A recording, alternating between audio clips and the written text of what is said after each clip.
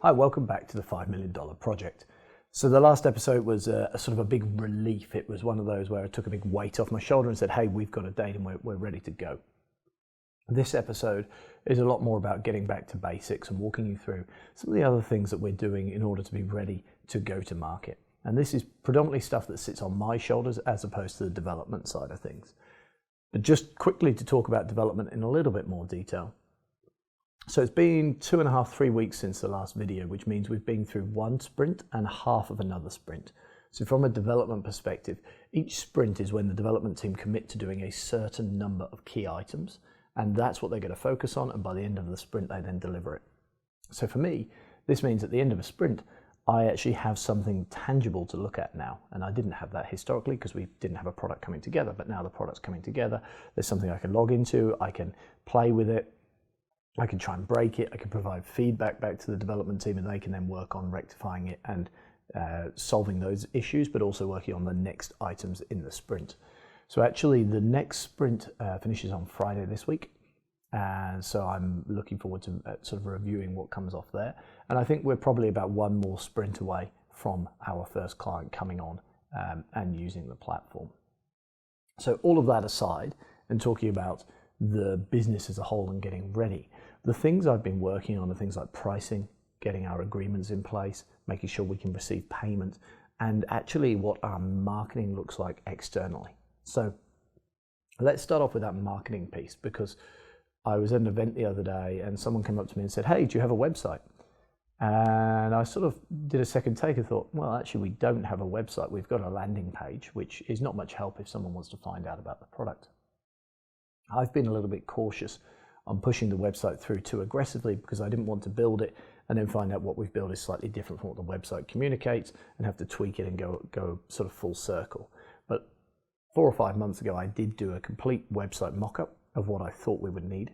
So from at this stage, it was quite a bit easier to get the next stage of the website together.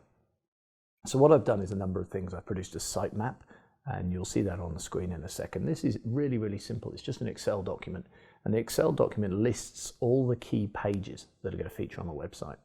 This gives you the bones. You know what content you need to write, you know what you need to design, and your development team know what they actually are going to have to develop. I've then gone through and I've written all the content for the website. And again, there's an example on the screen here. I write it page by page and pick out things like the meta title, the meta description, the core copy, the calls to action, and all of that's written in a document. The reason for doing that is I want to look at it from an SEO perspective, and I want to make sure that I've got the right keywords in the right place and I haven't overdone keywords throughout the document. So looking at it in one whole document rather than writing it directly into the website gives you that control and that power over where you're putting keywords. From a keyword perspective, I've obviously done some research of other products that are similar on the market and looked at what sort of keywords do they have on their site. But I've also thought about it from a recruitment perspective. Like if I'm a recruitment business owner, what am I likely to be searching when I'm looking for automation? So things like marketing automation, business process automation, those sort of keywords are things that I've made sure are on the site or in the copy document, because I want to be visible when someone's searching those terms. And then the last thing I've been doing is working with the graphic designer and going through each core page and putting it into a visual that we can then give to the development team and say, hey, this is what it needs to look like. I don't want to leave too much open to interpretation here. So I don't want to sort of say, hey, roughly do this and put this here. I've got everything that's where it needs to be. So the call to action, the form, the buttons are here, the text is here, all that sort of stuff. And again, there's an example of this on the screen here. We've done one of these for every core page. There's no point doing it for pages that are very similar to one another, because once you've got the structure for one page, you can just change the copy and the images for the others, and it will work nice and smoothly. So all being well, as long as those three things, the sitemap, the copy, and the designs come together in the next few days, we should have a website up within the next couple of weeks. And obviously that will enable us to get more inbound leads than we've currently had on the site, and just give us something to reference when we're talking to people about Roy AI. The other things that I've been looking at, as I mentioned, are agreements. Now, agreements are obviously really, really important, because if you don't have an agreement with a client, then there's nothing to say who's in control of the data, who's, what rights does each party have, where do the risks sit, all that sort of information. So I've been putting together agreements based on previous agreements that I've had, and obviously things that are readily available online. There's lots of guides, tutorials and things you can download from this perspective. I've got an agreement into a shape where I'm pretty happy with it, and I've sent it on to one of the other directors in the business who's got a background in that side of things, and we're lucky from that perspective. And he's now going through it and putting it into proper legal jargon in terms of how that should be. And then the final stage will be we take it and we run it past a lawyer and check that they're comfortable with everything that's actually in there. So that's going pretty smoothly. I'm confident we'll have the agreements all in place when we need them. So that's sort of just a crossing a T exercise, something we knew we had to do. It's taken quite a bit of time. Probably took me 4 or 5 hours to get my first draft together. So, something I had to find the time to do, and I haven't really focused on to date, but doing it's just another thing, another big tick, move it on. We can then get on with the next piece. And the next piece for me was pricing. Again, going back 5 or 6 months, I put together lots of pricing models in terms of, what happens if a client pays us this much, and they have this many users, or do we want to charge them, a total cost? Do we charge upfront costs? I've done a lot of that work. So really the work I've been doing now is refining it, checking it still makes sense. We know the cost of our product. We know how much it costs us for the product to send a text message, to send an email, to host the platform itself. We know all our base costs, so I can put those into my modeling and I can work out our profit margin and make sure, and then project it forward to where we want to be. So really, really important part of the journey. Been doing it for a while now. I've got another couple of days work, just playing and refining it. We're not talking full on days here. We're just talking, doing a bit, going back to it, having a look at it. Does that make sense? And then I'm going to present that to the board and check everyone's happy with what I put together. And again, that's another big tick. We can move on and get into the next thing. Okay, so there's been another couple of things I've been working on alongside those. One is banking, really, really boring, really, really basic. It's a box ticking exercise, but we need to make sure we can receive payments in the countries we're actually selling. And as the product is a subscription-based business, it's preferable that we receive direct debits. It just saves having to send the same invoice month in, month out. The money comes in, everything works nice and smoothly. So I've been getting all that set up on the sidelines. That again, box ticking exercise, move on.